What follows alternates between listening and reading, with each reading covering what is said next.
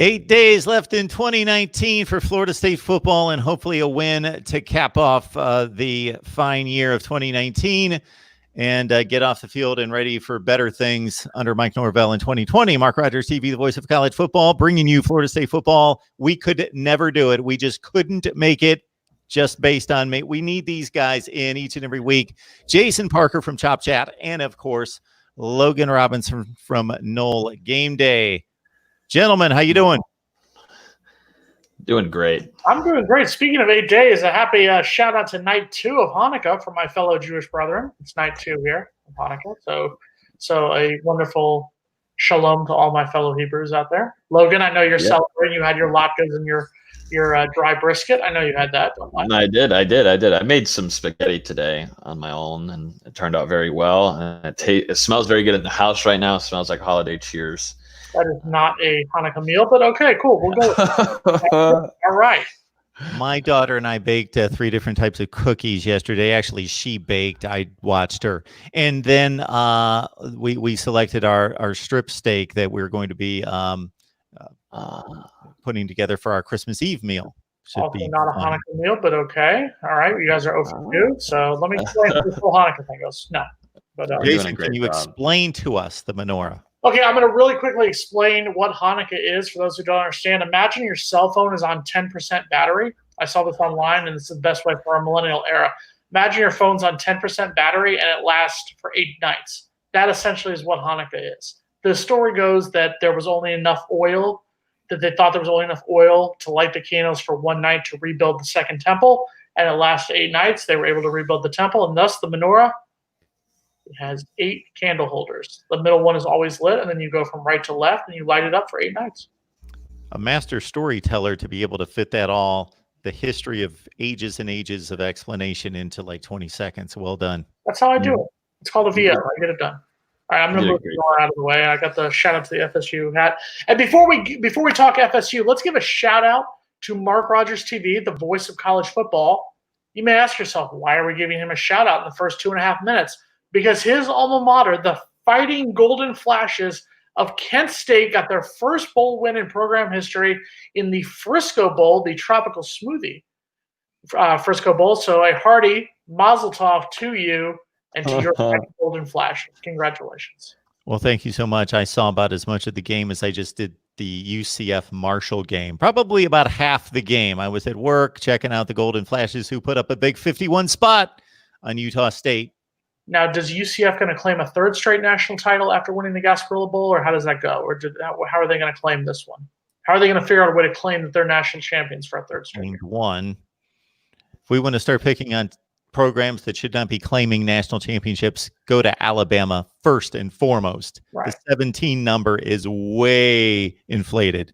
But they're not in state other school that likes to talk a lot of smack when they've been playing football for 10 minutes. So that's where we're going after UCF. Okay. We will remind everyone that this is our Florida State football show each and every week. You've got to keep up with the notifications because we're dodging the holidays right now. So we're here on a Monday night at 7 o'clock Eastern time. And for whatever you miss, of course, you can watch the entirety of the show when it posts. And of course, leave your comments and questions there as we talk Sun Bowl versus Arizona State. And of course, early National Signing Day concluded last Wednesday. So, gentlemen, your initial thoughts about Mike Norvell's completion of Willie Taggart's work along the recruiting trail?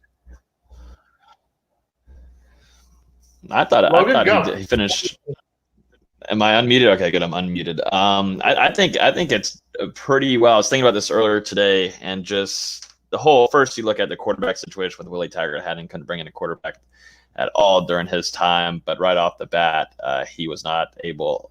He couldn't bring in a quarterback to Florida State. That was a big problem. A lot of fans were not happy about that, and not a lot of depth. And we saw that early on. They had to bring in Hornibrook, who wasn't so spectacular for Florida State during his time. He did what he kind of needed to do, but it just wasn't there. So Florida State has been stressed with not having a lot of quarterback depth. Norvell comes right in, brings in 2 quarterbacks who have some potential. Definitely the big one is Purdy, Chubba Purdy, who flips from Louisville to Florida State. I mean, you're flipping a guy from the ACC inside the conference. Florida State has a different logo than Louisville. But doing that flip in a matter of a week, it kind of just shows what kind of person more than anything over a coach. Norvell is how he is able to get connected with the family. And one thing that I watched with an interview on Norvell is, you can't really do a lot of recruiting that matter of time. You can't really tell lies and all this kind of stuff. It's just, he said, how about you just call people, players, staff that I've worked with, just give them calls. I'll give you numbers, reach out to them and just see how, what they say about me, and hopefully that you trust that, because there just wasn't a lot of time. But the way that he was able to finish off the class that quickly, I think is huge. And there's still some potential there. I think Florida State still is going to hold on to wide receiver Malachi Weidman. This has all been a grade situation. His connection, talking about this freak athlete that's going to come into Florida State's class, his connection is not only tight with a football a little bit, but it's more to Coach Hamilton in basketball. Weidman at first didn't really know if he wanted to pursue football that much, but of course now this senior year he blows up and he's a star on the field. And I think a lot of people are worried about Malachi Weidman. This has just been a great thing for him. I know a lot of people were worried on early National Signing Day, but that was his plan for him. But I think he's solely focusing on getting his grades through, and I think he's working on studying the ACT and the SAT. So I know a lot of his plan is still to sign with Florida State, and that's still enough. That's Florida State's, football class will look great too, but basketball wise too, it's going to look pretty solid with what they got going on next year. But yeah, what Norvell finished with is huge. He was able to keep a lot of guys that were already still stuck with FSU. And he also cut off some fat, in my opinion. He cut off some guys and was real with them. And he showed that, I got guys that are above you. Jeff Sims. He talked with Jeff Sims and was like, hey, you're not going to fit my offense. You probably want to play as much. There's a couple guys that I got on my radar ahead of you. I want to be truthful for you. And that's how it went. And I think Jeff Sims respects that, and he's got a good opportunity at Georgia Tech. And yeah, I think Norvell is also, with the Purdy thing at the end there, creates a lot of buzz, I think, recruiting wise. And I think a lot of recruits are looking at Florida State right now under Norvell and being like, okay, he did that kind of quickly. He's doing some magic early. I need to keep an eye on them. And, you can say all that kind of stuff, but at the end of the day, you got to get wins, and that will just only put a cherry on the top for Norvell. I think he could have a good case for himself here in Tallahassee. I think Logan hit the nail right on the head. And first of all, shout out Logan for a nice haircut, a solid look there, going for the holiday episode here of Mark Rogers TV, the voice of college football. It looks nice. You might want to shave though. I'm just saying, shave. It's all right. It's all right. As far as the recruiting class goes, I will be the first person to admit that I was pleasantly surprised with what Norvell was able to do. I think the big news story, obviously, is the flip of Purdy, bringing in the quarterback from Arizona to go along with Tate Rodemaker from Valdosta. I think that those two quarterbacks made the loss of Jeff Sims a lot more manageable. I think both of them are better fits for the offense that FSU is going to run in 2020. So I think it's a good move. I also think that you've got it's Josh Griffins, who also flipped back from Louisville after flipping from Florida State to Louisville. So he comes back home. We have the transfer from Louisville. I think Louisville hates our guts this year, as we got three people who should have been Cardinals who are now Seminoles. So welcome to the family. I guess my biggest question, and Logan, if you want to throw out your 2 cents on this one. You have Tate Rodemaker from Valdosta, Chuba Purdy from Arizona, who are two completely different quarterbacks. And to me, Rodemaker seems more like a quarterback who's going to fit in with the offense, seemingly that both Mike Norvell and Kane Dillingham, the new offensive coordinator, have said they're going to run a little bit more pro style, a little bit more than the RPO style.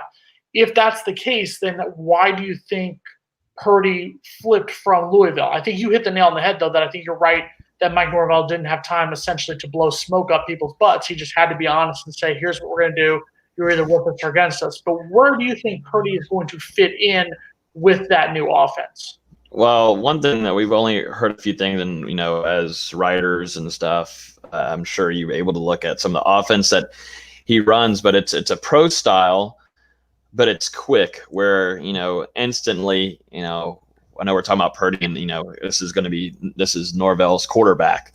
Watching a little bit of Purdy's tape, you see him that he can get out of the pocket and he can run a little bit when needed, and he can actually run quite a bit with the size he has. He's still growing, 262, 210.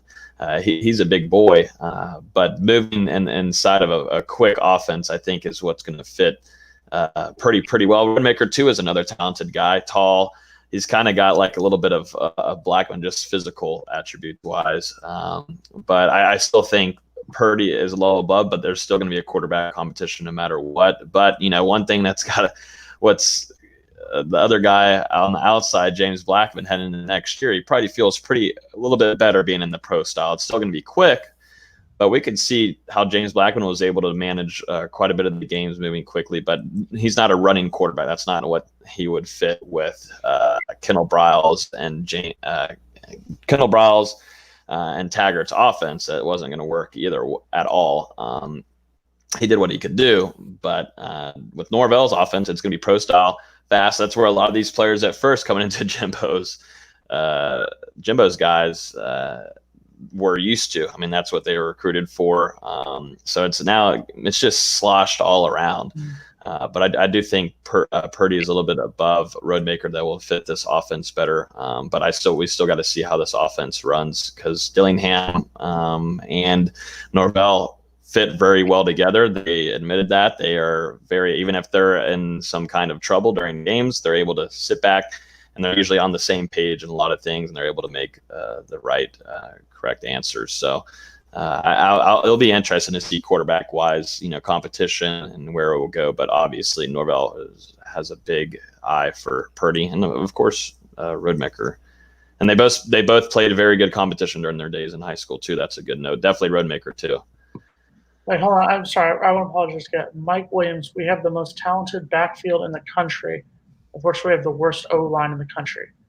The most talented backfield in the country. Your quarterback was Jaron Williams and Nkosi Perry.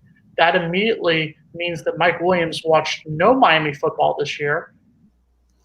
And you lost to FIU and Duke, and you're going to lose to Louisiana Tech in the Walk-Ons Independence Bowl. Sorry. So backfields, I'm guessing he means quarterbacks and running backs, maybe wide receivers as well. Definitely quarterbacks and running backs. DJ Dallas is a very good running back. Yes, he is. But he was also an injured running back. And I'm sorry, the fact that you want to say most talented and you want to put Jaron Williams and Nkosi Perry, and I'm sorry, Tate Martell, who was so talented that he got moved to wide receiver, and we don't even know down here if he's even still on the team. Yeah, I'm sorry, Mike. With all due respect, if you want to say great running back, most talented backfield, you're insane, Mike Williams. I'm sorry. Yeah, we can list about 10 teams that are better. Cam Akers is a better running back than DJ Dallas. Sorry, Chief. Clemson, Ohio State, Alabama, LSU, etc. On down the line. Florida State. Florida State's got a better backfield than Miami? Well, better running back, I think. Okay. I'd put James Blackman ahead of either one of them right now. Absolutely. Right now, if you're I would too. Yeah, James Blackman is a better quarterback than either Jaron Williams or Nkosi Perry. I would take Blackman. Is my guy Alex Hornibrook going to play in the bowl game? No, he is not. Alex Hornibrook is one of the players who decided to, I believe, what was the statement that Odell said? Focus on his future. Because focused on his training or something. His future CFL career is going to be amazing. I know we make fun of it, obviously. And let's give Alex Hornibrook credit. When he came in, he played after Blackman left in the Louisville game with an injury. He did come in. He won the Syracuse game. He looked great for the first drive against Miami. I mean, he did his job where needed, and I'll give him credit for that. He was in the same situation that Blackman was, that DeAndre Francois was, trying to play quarterback with a god-awful offensive line. So he did his job. Would we have liked him to do better in some of these games? Yes, obviously. But I think let's calm down on the Hornibrook bashing. Well, he did good for himself, because he did a good job at running into sacks on his own. And I do have to give him an applause for that, because that's something Blackman did not do, but Alex Hornibrook did a great job at doing that, and that's why we didn't see him anymore. I'm just stating facts. I'm being real with it. Without Alex Hornibrook, we are not playing in a bowl game right now. The Syracuse game that he started, we won. The NC State game he started, we won. So let's ease up. It's the Hanukkah season. Let's ease up. We're being nice. Jordan Travis too, is a lot of people I know keep on commenting about it and whatnot.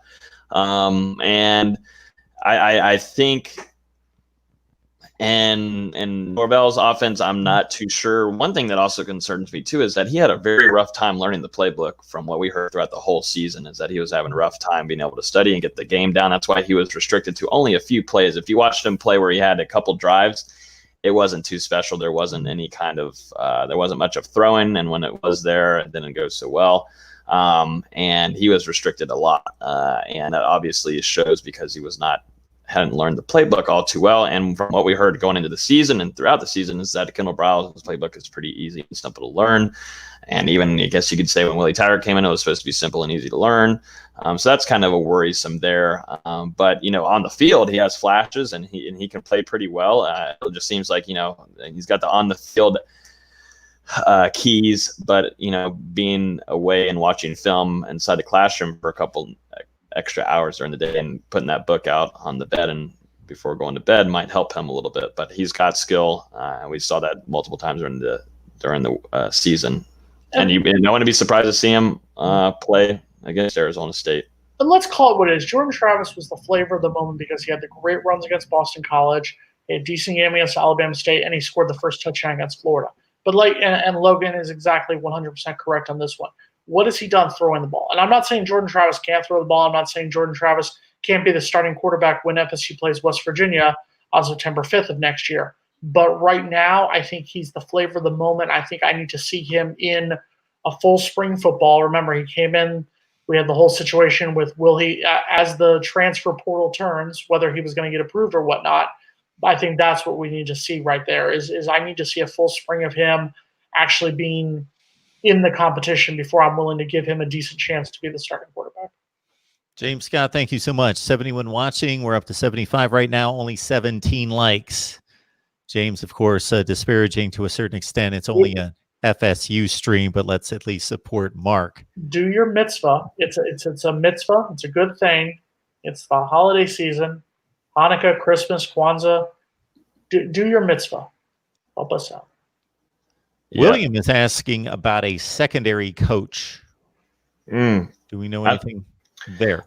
There's rumors and stuff. I was told just a few days ago, and there's nothing to it. It's just not even visiting with head at the Moore or anybody. But I interviewed Terrell Buckley this offseason, coming from Mississippi State, obviously FSU Hall of Famer, now a college football Hall of Famer. Congrats to him. But he is highly interested in the job. This is going to be the ball's going to be in Norvell's court here, if Norvell's interested. But Terrell Buckley, I think, would be a huge hire for Florida State. I wouldn't be surprised though if Norvell brings somebody that he's been connected with and his time coaching. Let's see, David Johnson could be one here. He worked with him, and coming from Tennessee, if I'm correct. Is that right? And I wouldn't be surprised if that's that. But the thing about Florida State is that they continuously bring in highly talented guys. We're talking 4-star blue chip guys, 5 stars. You got Akeem Dent back there. You got guys that are extremely talented, but they're just not being coached right. And we've seen effects of that the last couple of years, which sucks. But it's been poorly managed. And guys are, they have the physical attributes, and we've seen flashes from them, but it's just not consistent at all whatsoever. So they're going to need a very good, experienced defensive back coach. And my favorite would be Terrell Buckley. I'm not sure if that's going to be the exact hire though for FSU. And I'm going to disagree with you a little bit. There's a danger to hiring too many former players. I know that we have Odell Higgins who's going to be coming back. I know that we have, Ron Dugans has been retained or whatnot. There's a danger to bringing too many people from that dynasty era. There's too much of a danger of living in the past. I think you're good with what you have right now.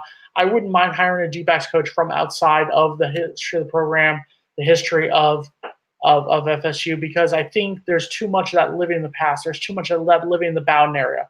I think that's the problem that you have when you have these coaches.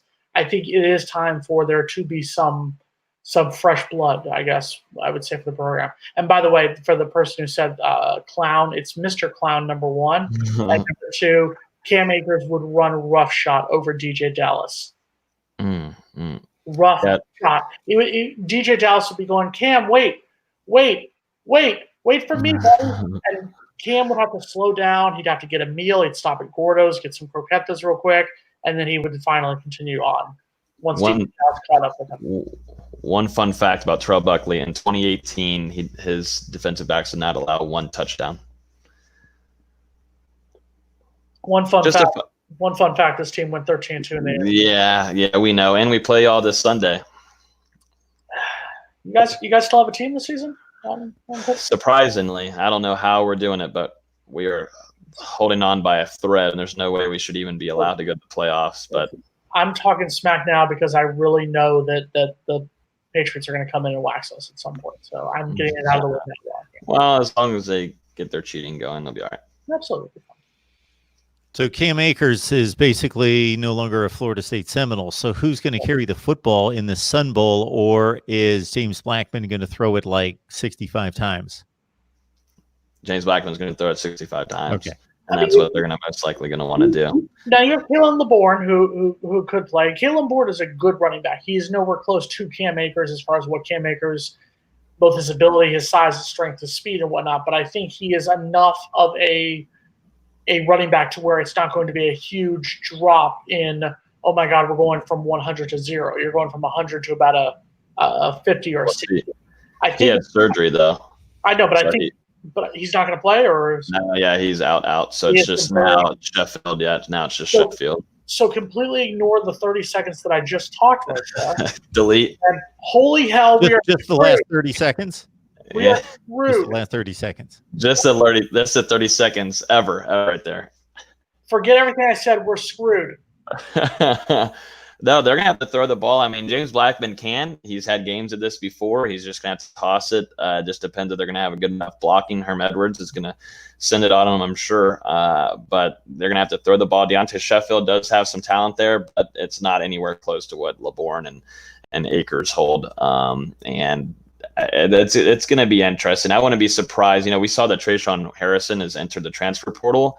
I don't know how that works. I need like more explanation on it. Like, what about if he plays in the bowl game? I don't know if that happens, but there is word that he was practicing during the year out of him in the backfield, doing a few things. But it's going to be a lot of pitching and all this kind of stuff. Now that Ken Riles has been hired by Arkansas, the next offensive coordinator, Florida State is going into this game just paralyzed in so many ways. I think Odell Hagan is going to be the only one coaching that game. They're going to have to. There's going to be a lot of GAs.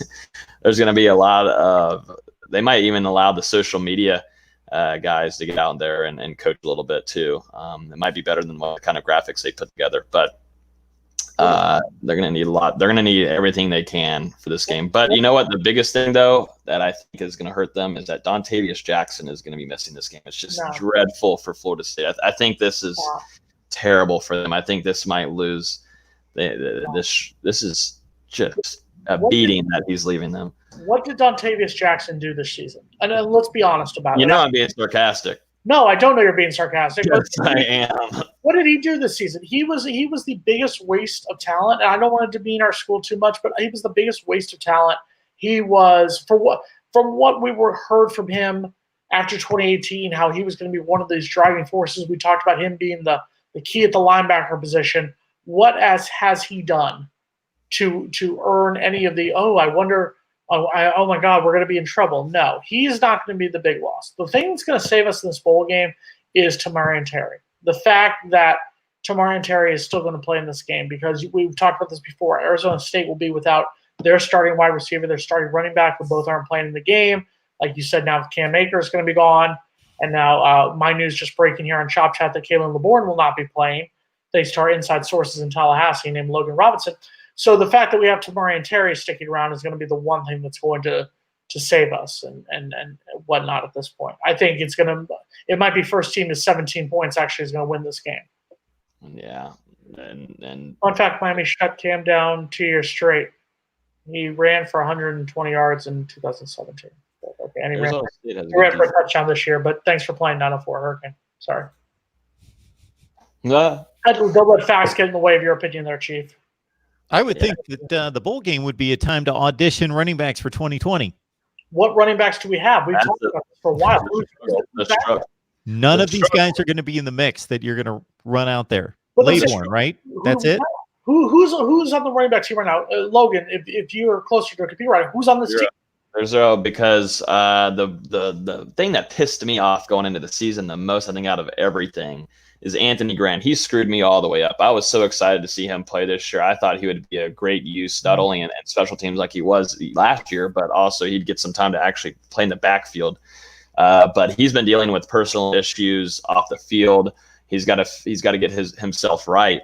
And he is expected to return next year. I think this has been a thing, like I said, personal, just things that he's got to figure out on not what to do. And that can be fixed. That's just luckily he's extremely talented, but they're without him. They're without Akers. They are without LeBourne. And so they're going to look to Deontay Sheffield, walk-on, who's definitely talented. The team loves him. And they're gonna hype him up as much as they can to get him ready. But Kendall Briles being gone, I don't know how. Is he going to coach this game, or is he going to go up to Arkansas? I would think he would try to coach the game. Maybe I don't know what it's worth for some of them, but Coach Pimpleton, like someone said in the comment, he might be the only one that can jump in and play for FSU. I don't know. I'm trying to think of players that they could put back there. I saw something on Twitter that they were putting DJ Matthews back there a little bit. He is a shifty dude, but he might just spin himself back another 20 yards. This could be an absolute cluster, what of a game. That's pretty much what Logan is trying to say right there, is that right now we have no idea who the hell is going to play running back for Florida State. So tune in at 2 o'clock on New Year's Eve, and maybe we won't play a running back. Maybe we'll just go 5 wides the whole time. Well, there's a big connection between running back and offensive line, and we know what a disaster that's been in recent years. Did they sign any offensive linemen that you guys are excited about?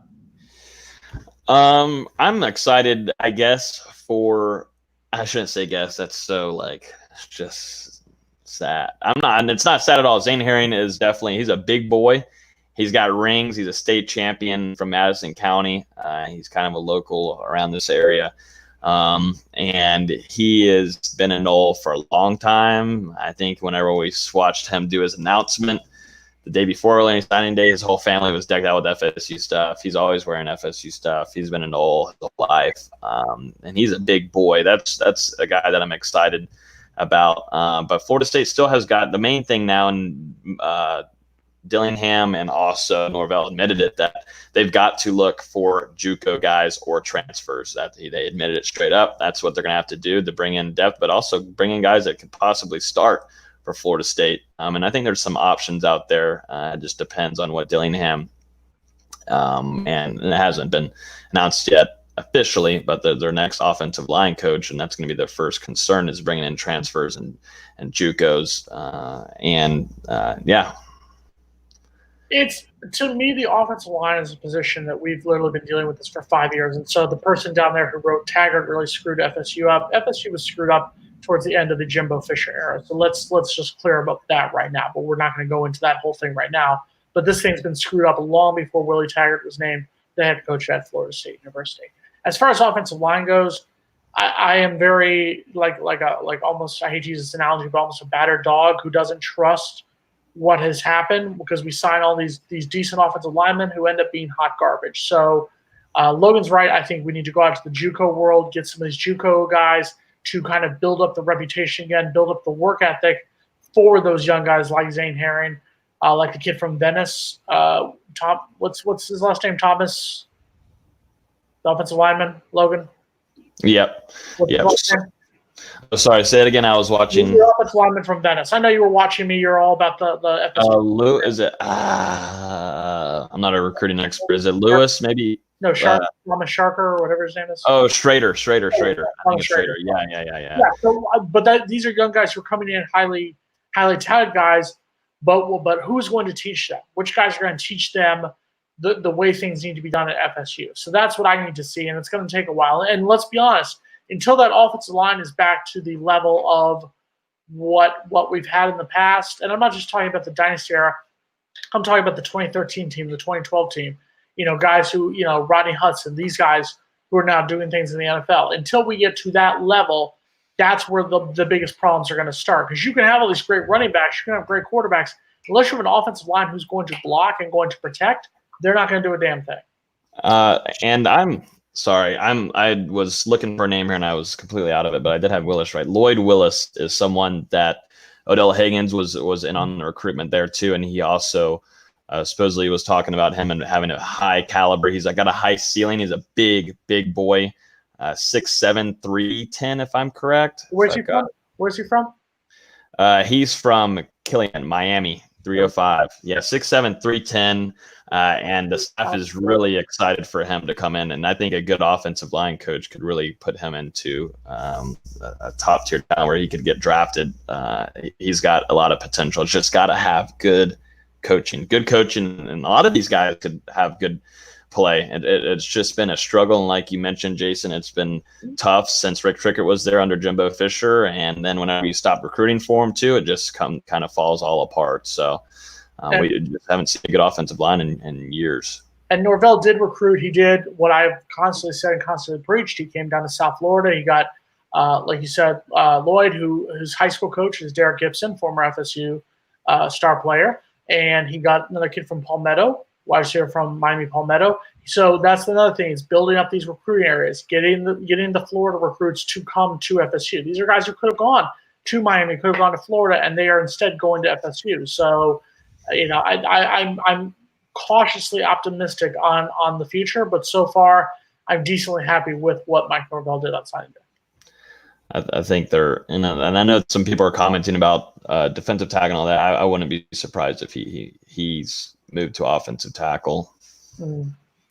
Hey, Jason, you can address, you both obviously can, the comment on the screen, and that will allow Jason then to take us into his interview of Willie Taggart this week. What better Fisher's teams? How was the offensive line better when we got? Was it 63-20 against Louisville, and that was in Jimbo's 7th year of coaching, I believe. Look, I'm not sitting here making excuses for Willie Taggart being 9-12. Willie Taggart's record, what it was, and Willie Taggart got fired because the Miami game was no different in performance than what it was against Virginia Tech in the first game. So once again, I understand why Willie Taggart got fired. I'm not saying that Willie Taggart should not have gotten fired for his performance as the head coach. What I'm saying is the constant criticism and acting like it was so good before Willie Taggart came in and then Willie Taggart blew up the whole thing is a irrational thought. It's an insane thought. Some people, I'm going to say it, some people it's a racist thought because Jimbo Fisher was the good old boy and people did not want to realize what kind of a joke that program was. That program was 2-5 when Jimbo Fisher left. It was 5-6 when he left, but it was 2-5. And let's see, they only got their wins against a Syracuse team that finished 4-8, a Delaware State team that was arguably one of the worst teams in the FCS at that point, and a Florida team that finished 4-7. And that was to get them to 5-6 before Jimbo decided, I'm going to take a payday at Texas A&M. That program was a joke when Jimbo left it, and Willie, I'm not going to say Willie made it worse, but Willie didn't make it any better, and that's why Willie Taggart got fired. Now we're going to transition to the fact that, yes, we did interview Willie Taggart. He was at the Boca Raton Bowl that FAU smoked SMU. And FAU, on a side note, FAU looks like a decent team. I'm not saying they're the best team in the state of Florida, but they have a decent argument. They looked really good. Even after losing Lane Kiffin to Ole Miss, they still looked very good with their interim coach, putting 52 points on the board. We asked Willie about his time at FSU, and he was very, I guess the best word to say was political. He basically said, I didn't get the chance. And it's a good point. I mean, he was fired 21 games in. He didn't even get 2 full years. And what he said is FSU is a very proud program. They expect greatness. I mean, FSU won a national title 4 calendar years before he was hired. So, we understand that. And he said, I came in, I knew what was expected. I didn't get it done, but I would have expected that I would have gotten more than 2 years to go in there. I think that's a good point, is that, Why was he only given 2 years? And we've talked about this. There's plenty of different reasons, plenty of different opinions on it. But I think that's the biggest question was, why are you firing him in under 2 years? Why does he only get 21 games when Scott Frost is out in Nebraska with a worse record through 21 games and he's getting contract extensions? Chip Kelly at UCLA. And I'm saying those are both two name programs. They've won national titles. Nebraska won more national titles in the 90s than we did, and we like to talk about how we own the era. They won more national titles than we did during that era. So I think it's one of these questions. Why are these guys being given more chances than Willie Taggart with worse records? My answer? It's your show, Mark Rogers TV, the voice of college football. So I'm going to put the racial portion of this aside because I can't speak to that because I don't know. That might be a factor. That's certainly been talked about, and I'm not going to disclaim that because I don't know. But I believe some of the people that raised the money probably had that motivation. Let's put that aside.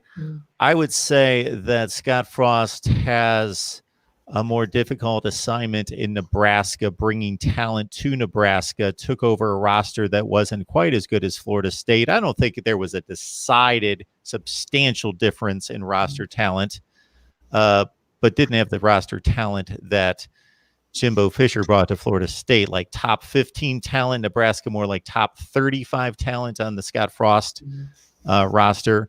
And they greatly improved the second half of 2018. Now, they didn't parlay that into the 2019 that people thought that they would. But and Scott Frost is also a favored son of Nebraska football. So he's going to be given more of a pass and going to be given a longer leash. Chip Kelly, because of his previous success elsewhere, I think being given a longer leash there at UCLA, because, again, he's done it somewhere else at an elite level. So my comeback to that would be, and once again, let me say this for all these people. I understand why Willie got fired. Willie got fired because FSU looked like crap against Miami, a Miami team that ended up looking like crap against FIU and Duke. Let's be honest. We all know why Willie got fired at that point. My question is why Willie didn't get 2 full seasons. And my argument would be what you just said about how Chip Kelly's past, his time at Oregon, leading Oregon to the national title game and whatnot. By that same argument, and I know what you're going to come back and say, Willie was successful everywhere he went and built every program he had been to. Even the 1 year at Oregon, they went from 4-8 the year before to a 7-5 team. USF was a 10-win team when he left USF. Western Kentucky was a 10-win team when he left Western Kentucky. And I know you're laughing because it's USF and Western Kentucky, and I 100% understand that. But the fact is, everywhere he went, he succeeded. FSU, you're sitting there taking an FSU program that is right here with Jimbo Fisher and is completely over here with Willie Taggart. And I think that is something that was Willie's fault at FSU was instead of casually bringing in his offense, kind of easing it in, it was I'm going to bring it from 0 to 100 instead of just letting him bring 0 to 10, then 0 to 20, then 0 to 30, 0 to 40, and whatnot. But you're completely going from that, and that's why I think there was, and I think we are at fault too because we were so, for lack of a term, pissed off about the way Jimbo left and thinking, how dare he leave us? We were the scorned ex-girlfriend. How dare he leave us for Texas A&M? They haven't won anything. They haven't won a national title since the 1930s. They haven't won a conference title in forever. We felt scorned, and so we almost built FSU up into FSU is going to be this great program.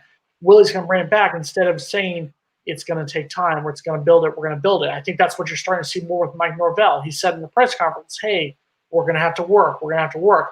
He's building up to the point where if FSU wins 8 games next year, it's going to be, okay, there's progress. If they win 9 games, okay, there's progress. It's not, oh, crap, we didn't go to the Orange Bowl. We didn't win the ACC. It's a failure.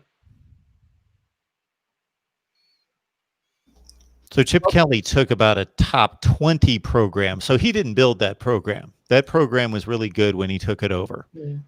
Other coaches built that program, Rich Brooks and Mike Bellotti. They built the Oregon program into what it was to a certain extent, but he raised it to like a top 5 program before he turned it over to Mark Helfrich, who couldn't keep it on the rails. And then, Willie Taggart, I will say Willie Taggart's 1 year at Oregon, and it's difficult to evaluate a coach's performance in 1 year at an established program, but he took over a very interesting situation because they were 4-8 the year before, but they also had players on the roster that went to a national championship game. So he had a decent roster to deal with. And I think 7-5 is a reasonable finish at Oregon with the talent that he had. I don't think he did an outstanding job or a horrible job. He did a capable job in that 1 year at Oregon. And yes, to his credit, and I'm not discounting what's done at the Group of Five level by any stretch of the imagination, because what he did at Western Kentucky and South Florida, turning around those programs, is the same type of job that gets all sorts of other coaches at that Group of Five level elevated to Power Five jobs. Mike Norvell. Yes. Mike Norvell succeeded at a Group of Five program, and it now has a Power Five job. And to your defense, Jason, I will say that Mike Norvell took over a program at Memphis that was already established as a winner under Justin Fuente. Taggart turned around Western Kentucky and South Florida. And once again, this is not against Mike Norvell. I as an FSU alum, I will proudly support him and whatnot. Is Mike Norvell the coach that you fire your head coach with 3 games to go in the regular season, and then 5 weeks after you fire him, you're going to hire Mike Norvell? Or is he the coach who, after the Florida game, you say, okay, all right, we fire Willie Taggart after the Florida game. He's finished his 2 seasons, and then you hire Mike Norvell at that point. I think Mike Norvell is somebody you hire on Sunday, and he's on campus on Monday. He's one of those hires you make right there. He's not a 5-week, we're going to wait and see. And I think that's the biggest thing, is that FSU butchered this whole process of hiring Mike Norvell. Before we continue with the conversation, I just want to get this comment in so I can move on to other comments. Kudos to James Scott, who on a routine basis encourages other folks to like and share the videos and do all those good things to help us build the channel, and is encouraging folks to shop Amazon using the link in the description section of all the videos. Of course, Christmas is basically over. No more shopping there. But, of course, there's going to be all sorts of returns and deals, and people will continue to shop on Amazon. I don't think the place shuts down after Christmas. So please use the link in the description section below. And, James Scott, I can never thank you enough for what you do here for us. Just want to point out there's 6 more spots on the menorah, so you guys can still send me my gifts within 6 more days. Sweet. What is a typical gift that somebody gets? Well, when you're the child of school teachers, on the first night, you always got a new notebook or some pencils or something nerdy like that. And then by night 8, this empty spot right here, you would get your bicycle or whatever cool thing was the gift. But yeah, it's like the little gift is the first night, and then it gets better as it goes on. Jason, did you call anyone trash or a waste? Maybe you did. I just didn't see it. Not trash talk about the players, calling them trash and a waste. Has he ever played any team sensitive games? Yeah, I actually did play high school football and whatnot. Chris Gallegos, I believe Gallegos. I'm wondering if you actually played anything, if you were academically ineligible, you couldn't play or whatnot. I not call players trash or a waste. I think Devontae Jackson's season was a waste. I don't think he's a waste of a person. I think his season was a waste when all the hype we talked about how the leader of the linebacker room, and he's busy getting personal foul penalties and whatnot, and almost losing a game against Louisiana Monroe. I think his play is wasteful, but I don't think he's a waste as a person. So if you're going to actually quote me correct. But the biggest problem here is that there's a lot of people on this, and Logan, I'm sure you have this problem on social media. There's a lot of keyboard warriors who don't actually listen. You have 2 ears right here. They're not elf ears, they're actual ears, and they help you to listen. 2 ears, 1 mouth. It actually helps there. Yeah. Nobody here called him a wasteful human being or that. But if it's true that he kind of wasted his time out there on the field multiple times, yeah, it's not only personal fouls and things that he would do to Ton and cause penalties for Florida State to potentially lose games, but also if you just want to watch film, watch him not hit his holes and not be able to run the package correctly. Dirty Noel was the same person earlier who was ripping Taggart and was just saying that Jimbo left him a cupboard of talent. Is that the same cupboard of talent that was 5-6? When Jimbo left, let's once again, I'm just making the point. Willie Taggart was 9-12, 100%. Jimbo Fisher was 5-6 when he bailed. He bailed FSU for a big payday in College Station. It's money. He's got a job. He's got 2 kids. He's got an ex-wife who's doing things on the side, but that's a different issue. He's got all this stuff going on in his life. He left that team with a losing record. So all this great talent, FSU was 5-6 when he left. Let's not forget that. Yes, Willie Taggart was 9-12. Jimbo Fisher's final season when Jimbo Fisher left, FSU was 5-6.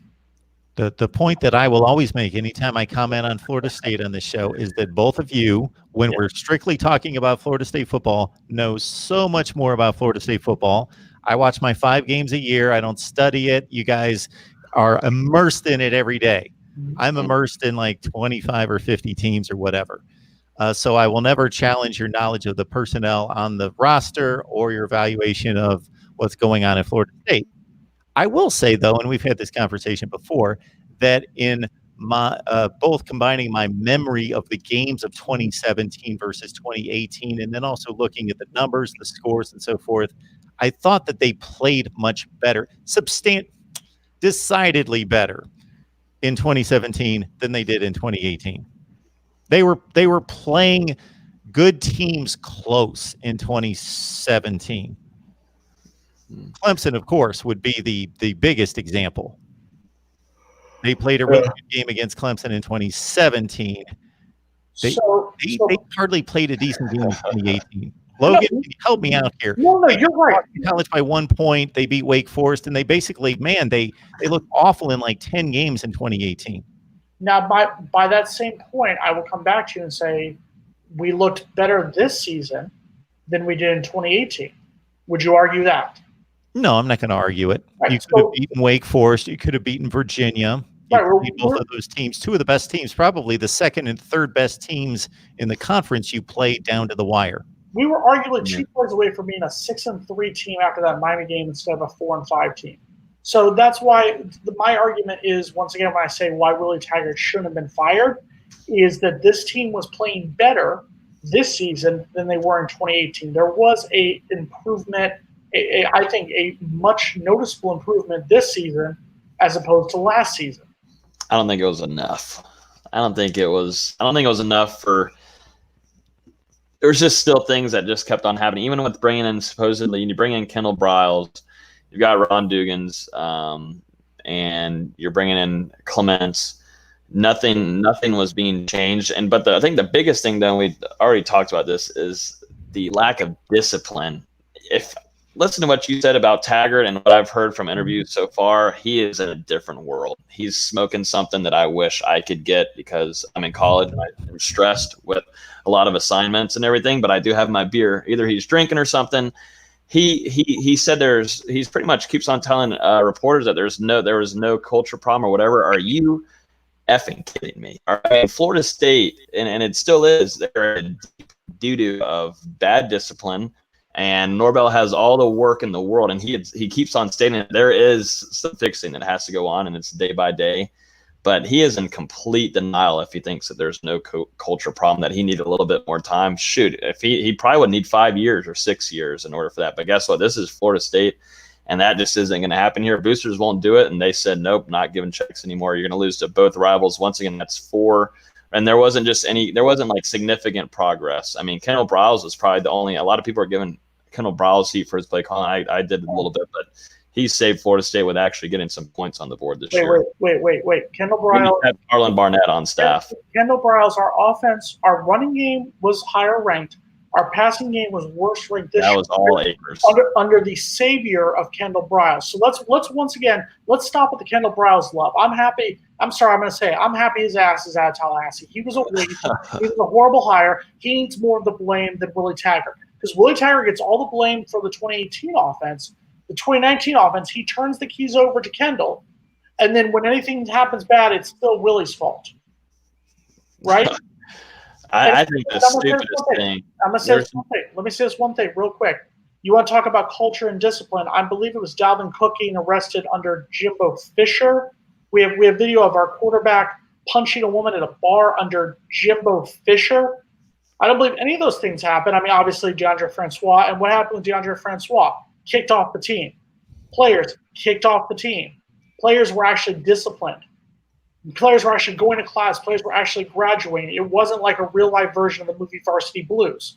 They did a good job off the field. How was it on the field when they were punching players like Nooney Murray did against UF? Well, I believe it was against Clemson. It was against Clemson that he was punching players. It was the Clemson game. It was the 59-10 game.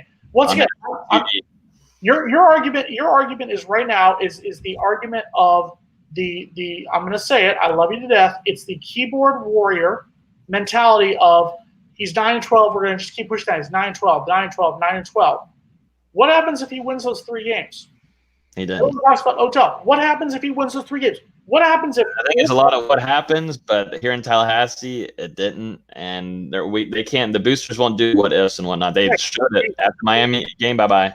The big money boosters who all have one thing in common, and you know exactly what it is. I know people. It makes people, since all 3 of us are white guys. And sometimes, I'm not saying we are like this, but it sometimes gets a little uncomfortable. But there's a correlation between all those big money boosters. You know what it is. Mark Rogers TV, the voice of college football, knows what it is, and they know exactly what it was. When we talk about the Arizona State game, we have literally 7 minutes to talk about a bowl game that we're finally back in the postseason. Let's see, 5. How many days we got? Well, we'll be back on here to preview it, right? Correct. No, we're doing it afterwards. We're going to do a live post-game show. Right, Mark? Is that what we're doing? A live one? Is that what we're doing? We talked about this. I don't know if we want to do that. Sure. The game might not be close because Florida State doesn't have anything. Let me see what they have. We have Tamari and Terry. That is true. That's all that's left. They don't have an offense right now, and I'm not trying. I think Arizona State, they're good. Herm Edwards is shown to be a very good college coach. They have 3 losses. They're coming in 7-5.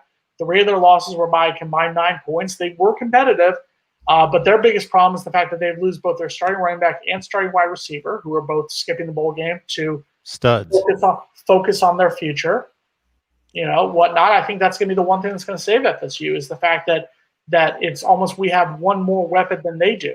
So Jaden Daniels is worth the price of admission. He's worth watching. He's a good one. True freshman. Yeah, and that's what's scary is that he was able to put up the numbers that he did this season as a true freshman. He is going to be someone, maybe not next year, but sticking around for 2021, early Heisman favorite. Who is it? Our quarterback, Jalen Davis. It's going to be interesting. Florida State's going to be without Marvin Wilson. Surprised we haven't heard anything from him. I guess he's going to wait until after the bowl game. I know he's been very strict on wanting to help out during practice, but Marvin Wilson should say bye-bye soon to Florida State and give his letter just like Cam Akers has. He's going to go into the NFL draft. I'm just surprised we haven't seen that yet. Maybe, like I said, he's wanting to be nice and stay focused on helping out the team currently. Florida State's going to be without Hamza Nasruddin, their best defensive player. So there goes another one. Asante Samuel now is going to be the best defensive player, I think, for Florida State. It's crazy. I mean,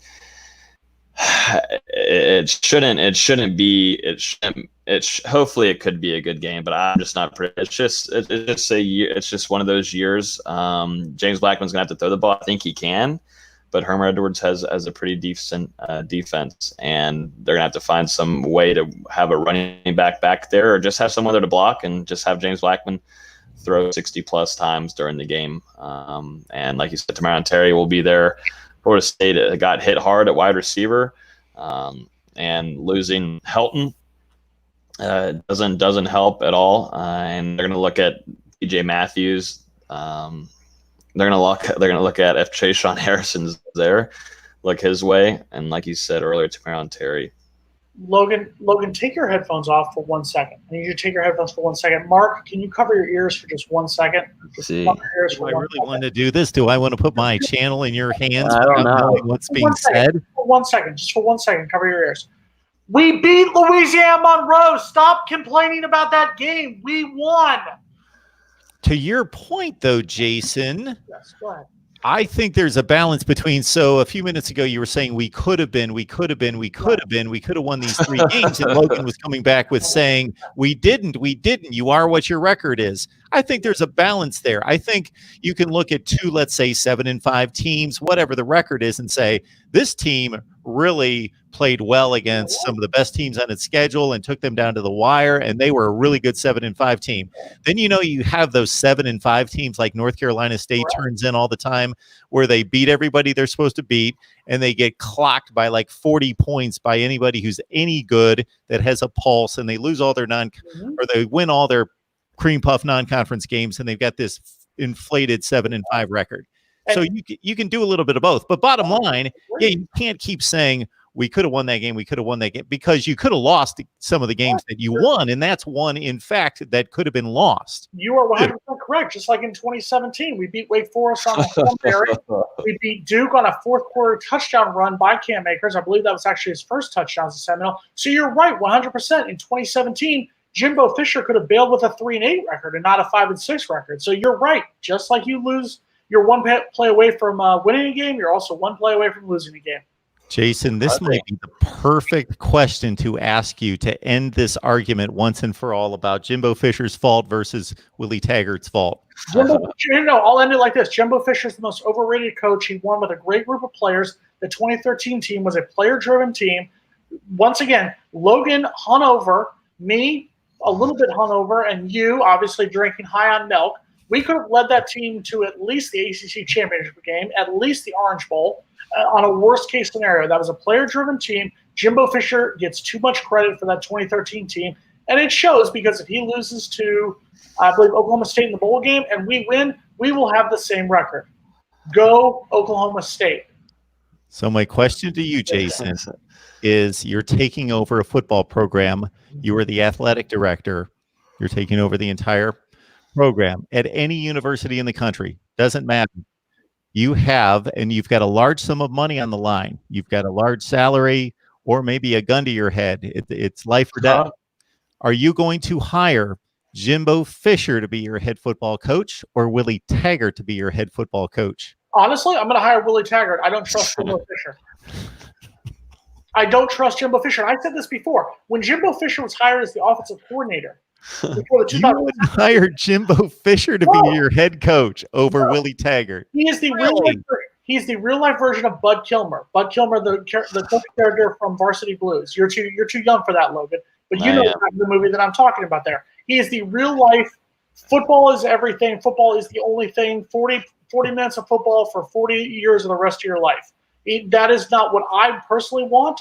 And it is shown because when he had to coach, when he had to hire assistant coaches after the assistant coaches that recruited that 2013 team left, what happened? A 10-3 team in 2016 where 3 wins were by a combined 6 points, and the joke of the 2017 season that led to what we have right now. It's a fact. It is just a fact. I should have put a condition on that because you're putting a lot of things into play, character integrity that you would want to represent your program. I'm putting that aside. I'm talking about strictly football on the field, producing good football. Jimbo Fisher, look at and it needs to be played out. The results we need to see, but right now he's got a top 5 recruiting class at Texas A&M. He will continue to recruit out of his mind. They may underachieve, but underachieve is going to be going 9-3. So he's recruiting a lot of guys. A lot of guys will go to the NFL and they'll finish with 7-6 records. Mazel tov. I would put a lot of money on the line to say Jimbo Fisher is going to do better than go 7-6 on average at Texas A&M over the next 3 to 4 years. So 8-5. I'd raise that a little bit. All right, prediction time, Logan. Go. Prediction time? Wow. Score. Not a 5-minute analysis. I need a score. Go. I'm going to go Florida State 18. Random. Arizona State 31. Odell Higgins has 2 losses to end it. That'll be his last time being an interim head coach. He will retire if Norvell gets fired in 2 years. I'm not going to go into the personal details why I need. And then the fun. And then about this. And then 3, 2, 1. The Norvell the Norvell era begins, and it might be a whole different story. I'm excited. I want to talk about Norvell for a straight hour, not Willie Taggart. So I'm up next week talking about Norvell. We've got the entire off season, Logan. We'll do that. We will do that. We should. Yes. You're right. Logan, go drink a Natty Ice, all right? I'm all out, sadly. All right, well, I'll send you some for Christmas. I'll send you thank you. Please, go ahead. I need FSU to win this game for a lot of reasons, but I think Florida State has one more weapon than Arizona State. I think that's going to be just enough. Florida State 31, Arizona State 27. I think it's a high-scoring game. I think Arizona State does well and keeps up with it, but I think FSU has just enough weapons to win a high-scoring Tony the Tiger Sun Bowl. It will be great. Come on, wait, what was that score again? 31-27, Florida State. Okay. All right, I'm interested. Playoff predictions, really quick. Go. 2 teams. Who do you think wins playoffs? I'm going Ohio State. And that's going to be the best game of the playoffs. Ohio State and Clemson. I'm going Ohio State and then LSU. And God, that championship might be one of the so appealing is LSU Ohio State. LSU Ohio State. I agree. LSU Ohio State. Mark, who you got? 2 teams. Go. My predictions you can find in the section of any of the videos. Just press the link there, Voice of College Football Community. You get my predictions right there. I walked into that one, didn't I? Yeah, you helped there. And we need to, before everybody gets off here, can they hit the like button on their phones? Because I know they're watching on their phones. Hit that like button on there. Let's get this to 75. We're at 50. That's actually pretty good. We did a pretty good job. We didn't have to say anything. We're at 50 likes. We need 75 though. I'm gonna go. Hopefully, not set my house on fire and light the menorah. We're gonna set goals for 2020, and I think one of our goals is going to be. I think we can get to 500 people online. Wow. Per show. Here you go. Ready? Here. The next season? Yeah. Ready? Miami finishes with a losing record. They lose to Louisiana Tech in the Independence Bowl. Take that, you. That's an interesting 2020 look. Wouldn't surprise me. 2020 look for me is hoping that we get to 300 likes by the end of each one of these. And 1,000. I want 1,000 viewers. The Ravens viewers at one time. The Ravens win Super Bowl 54. Okay. That's disgusting. I hate that. Gentlemen, we will figure out when we will convene for Florida State Seminoles Live number 32 and the final one of 2019. Well, we just made predictions. We did it. After the game. It has to be after the game now. We just made our predictions. We did it. Unless you want to revise your predictions. It might be 41-18 by this time next week when Logan thinks a little bit more about it. Yeah, when I have more time to think about it. I haven't even thought about the game yet. I keep on forgetting there's a game this year for FSU. This bowl game. I know. You know what I'm thinking about, though, is the ladies at Arizona State and still contemplating if I want to drive or fly over there and party it up. Are we going to go to El Paso? Depends if they got a hotel or they're staying at a resort or anything. And, I mean, I might as well just give it a try and go watch some football, too. First of all, it's El Paso. I don't think there are a lot of resorts in El Paso. I've never been to El Paso. I will admit I'm not defaming the city of El Paso or West Texas in any way. I'm just willing to put my money out there that there's probably not a lot of resorts in the city of El Paso. No. Well, I'm thinking about different kind of resorts, to be honest. First of all, no, I'm not even. Just if you go eat a bowl of Frosted Flakes for me, okay, Chief? No. I would like to next week also. I want to talk about. There should be a full staff for FSU, so I would like to talk about these assistants and see. I want to talk about how Florida State is bringing a pretty good class and why we should respect it under Norvell, because a lot of these guys, he is the only coach below Nick Saban to have hired this many assistants, and there's a reason for that. Stay tuned to next week. How about if he wins a game? Let's let him win his first game in Tallahassee, and then let's continue to praise him. Okay? Well, there's no praise. We're just talking about building. I'm all about need a win. That's what I told Willie Taggart. And then after the Louisiana Monroe game, I knew he wouldn't be here again. This would be it for him. After that game, we won the game. You don't really win if you beat them by that much. I'm sorry. I believe it was a win. There's no stat. And Wikipedia goes. Wikipedia goes, but it hurts you, doesn't it? Woo, 10. It's a win. Back up here to December 23rd. Cheryl's pointing out my pretty tree. Okay. Someone commented Norvell is a failure like Taggart. So it hits both already of a failure. It hits both of us, saying Taggart's a failure and Norvell's a failure. So it hits both of us. It's got to be a game. It's serious advice we all need to give out. There was a lot of hype when Willie got hired. I'll admit I was guilty of it. You know, I'm sure Noel Game Day was guilty of it in some way. A lot of the sites were just very guilty about praising Willie more and not being honest about where things are. I think we need to legitimately be honest about where we are right now as a program. We're a team that could be 6-7, could be 7-6, but we are still in a building stage. So it's one of the things. Let's be honest with next season. Let's progress.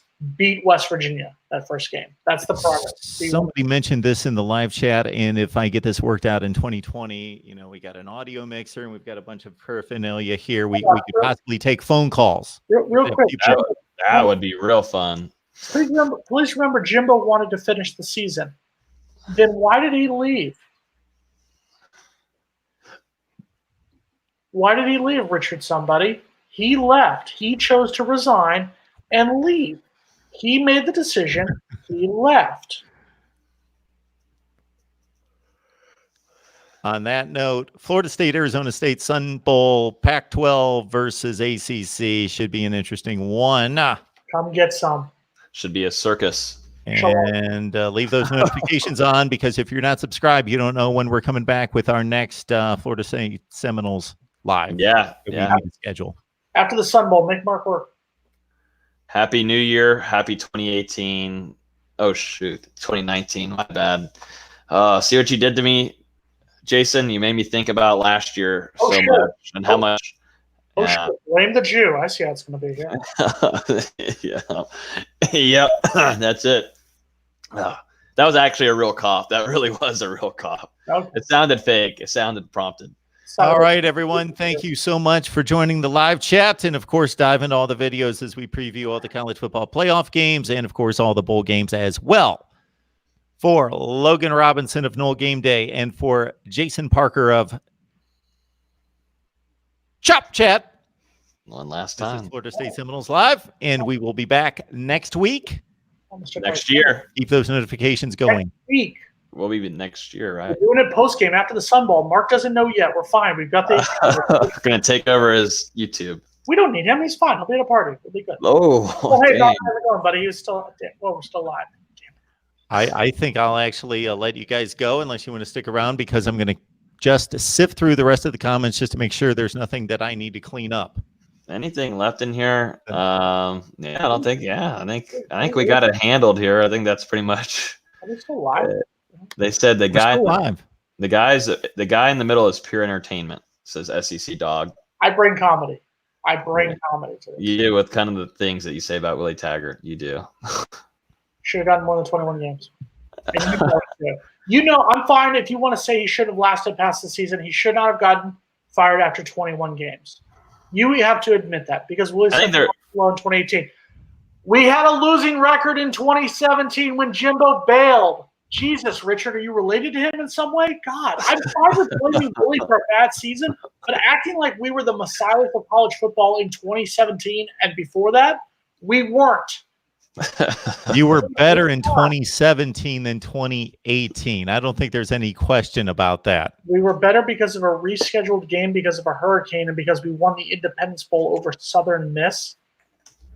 Rather than not getting to a bowl game, sure. Well, so Jimbo had the same number of wins in his final season at FSU that Willie had in his first season. Correct? Yes or no?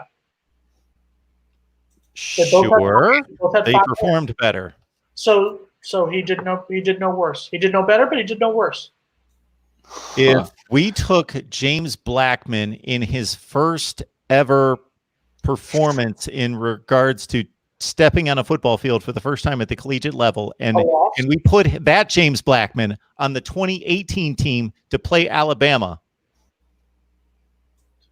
how good would they have done? Do you think that team staying within a 24-7 game or a 10-7 game in the third quarter within Alabama, that 2018 team with Willie Taggart on the sideline, do you think they're staying that close to Alabama, competing that well with Alabama? I'm gonna use an analogy that you used on me. I believe it was after the Clemson game.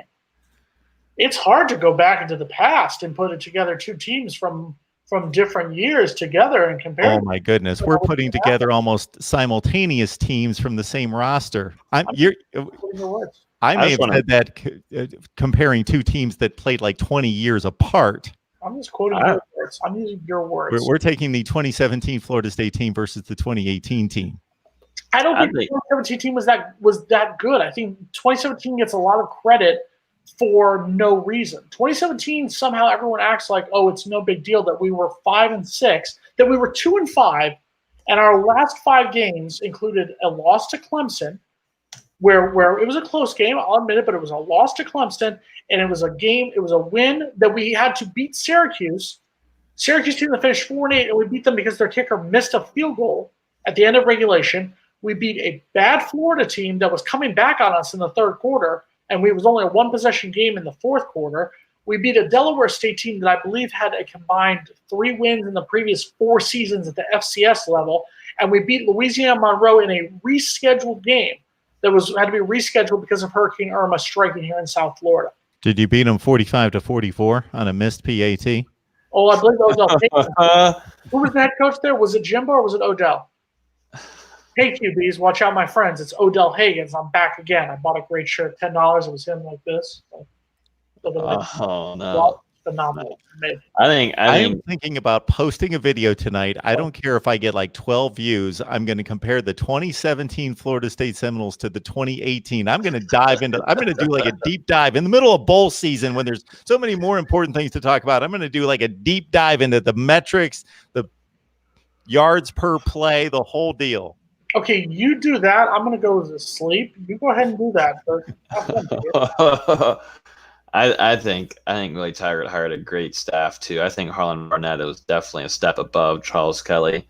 Third and Kelly was terrible, but third and Barnett. I want to change third and Barnett to third and fifth. No. I want to change. This is funny. I might tweet this. Oh, here we go. Because we'll probably have to tweet it when they play Arizona State. But instead of third and Barnett, I kind of want to change it to third and 15 in Barnett because that's the only time that the first time really goes. It was just third and Barnett, but now it's going to go third and 15 in Barnett or third and 20 in Barnett.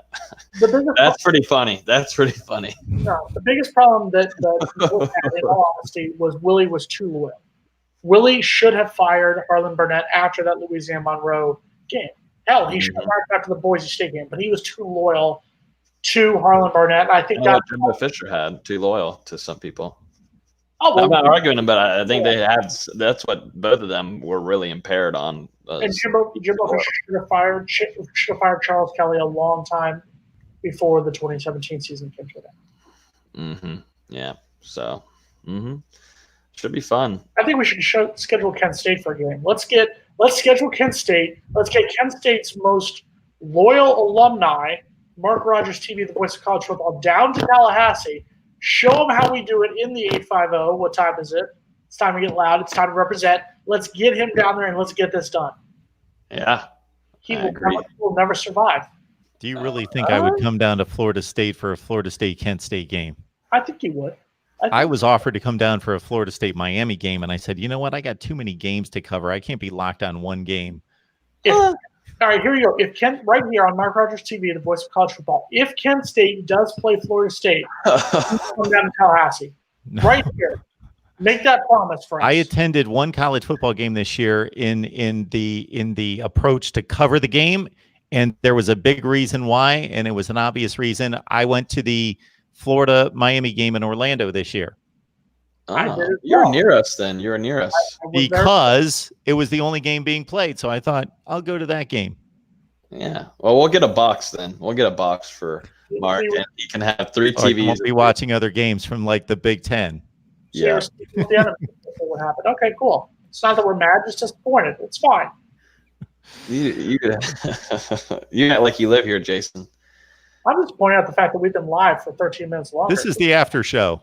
This is the after party. That's what we're going to call it. Yeah, when is the night? When is the night show begins so we can cuss?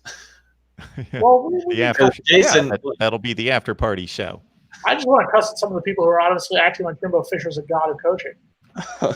So, Mark, you're going to cuss at Mark? No, Mark understands. And once again, Jimbo Fisher was overrated as a coach. And I said that when he got hired as an offensive coordinator. Jimbo Fisher, and the first argument people said, oh, well, Jimbo Fisher won 10 games. His offense looked great in 2010 because he was also the offensive coordinator for 3 seasons before that.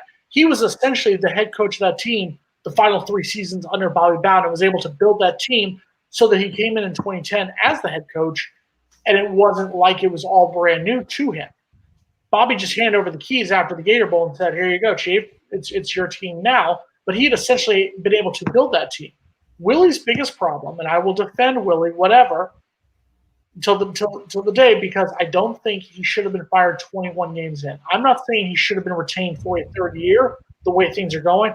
I'm saying the justification to fire him, it was an impulse move because we got blown out by a Miami team who it turns out was a bad Miami team.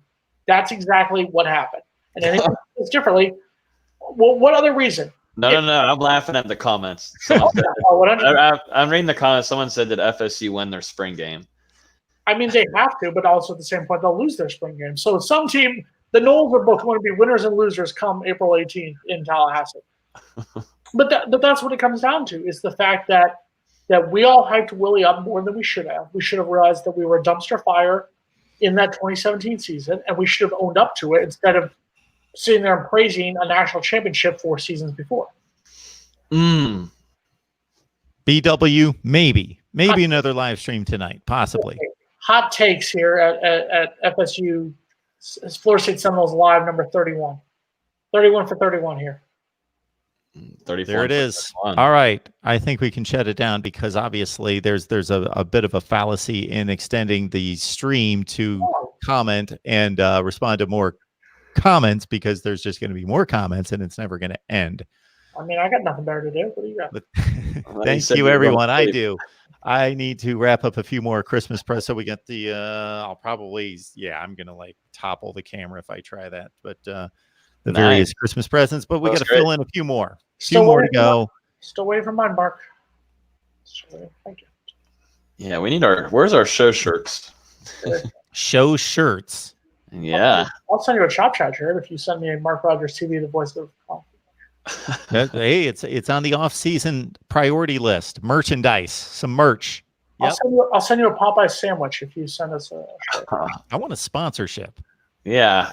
Why hasn't that happened yet? What the hell do you think I've been saying for 31 weeks? Why do you think I've been saying all these different sponsors? Somebody's going to sponsor your show at some point. The law of averages says if you say it enough. Here we go. Ready? Here you go. Coca-Cola, McDonald's, Outback.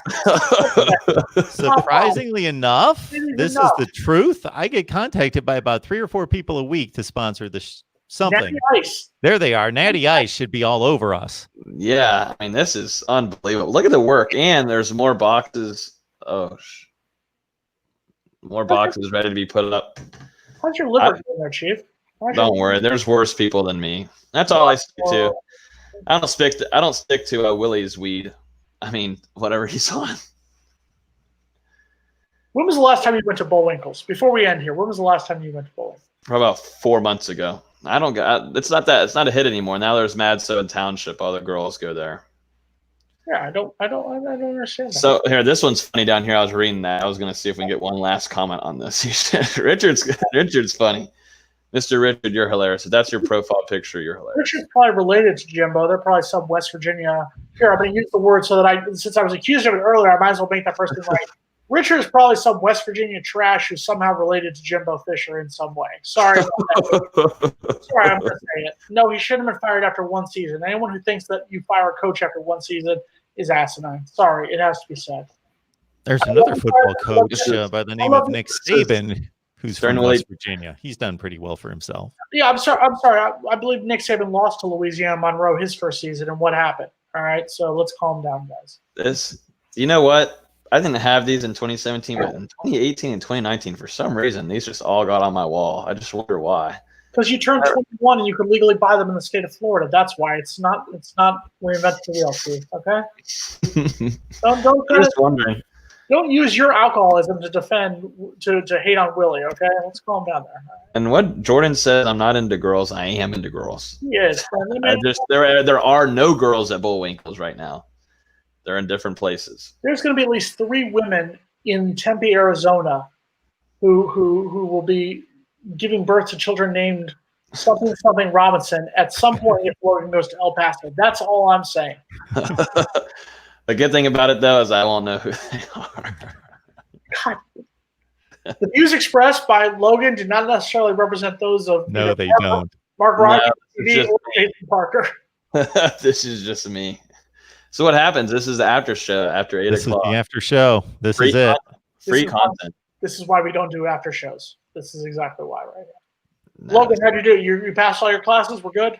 Yeah, we passed them. We made it through coaching hire. We made it through midterms, alive, and finals, and a hire because the hire was on Sunday, and that was the week starting the finals. Survived that, so I'm looking to get. I'm hoping I get some kind of award soon, but we'll see. What? For passing my classes during football season, everything. Mazel tov! You passed your classes. You get to come back to FSU for your final semester. Congratulations. Yeah. What is this? Willie should have owned up to the fact that we're a dumpster fire instead of telling boosters and fans about lethal simplicity. And I will agree 100% with that. And I think Willie, and I will say Willie is at fault because he brought it out about in his opening presser how essentially how easy it was going to be, how easy it was going to be to turn this around. And I don't think he even wanted to admit just how much of a dumpster fire we were with that. Watch this, Logan. Watch me drive Mark crazy with that god awful 2017 team. Yeah. I'm tapped out, if you can tell. I think the after party has come to an end. It's like 2 a.m. and you're paying the bill. So. Thank you, Guy Davis. He commented on there. The stream can Jesse wants the stream to keep going. And then sounds suspect. Clearly, the man in the middle knows the traits of women. Listen, in the words of Big Punisher, I'm not a player. I just crush it. You know what I actually did one time is I started a game. People wanted to watch a game. You know, they'd say this every week. They want to like me to sit there and watch a game while we all watch a game, and I hate doing that. But I actually did that for like 10 minutes. I just let the stream run, blank, just an empty chair, walked away. I actually left my house one time and just let it roll for hours. People were, because views, duration of time, I make my pennies from YouTube. Sure, I just let it roll. Just let it ride. I need you to. So that's what you're doing right here. You're pretty much could leave right now. I need you to end it because I need to take the Santa hat off because it's hot as hell down here in South Take it off. Let's see what it looks like. Let's see what the you know, with hat hair. Well, you just had a new haircut last week, right? A couple weeks ago. I'm not like Logan. I don't get a fresh cut every week for my appearance here on Mark Rogers TV. No, everybody, his is gelled. I don't gel mine. Mine's more of, I kind of just goes with it. All right, we're talking hairstyles now. Now it's the time. We're down to hairstyles. Jason I think is a candy cane pimp. All right. Interesting. Again, folks, notifications for our next show. Notifications, and we're going to cover the Sun Bowl. Candy cane pimp. I've never called that. All right, the Sun Bowl. Make a shirt about that. Guys, have a good holiday. Seriously, have a good holiday. Yes. Happy 2019. Heading into 2020.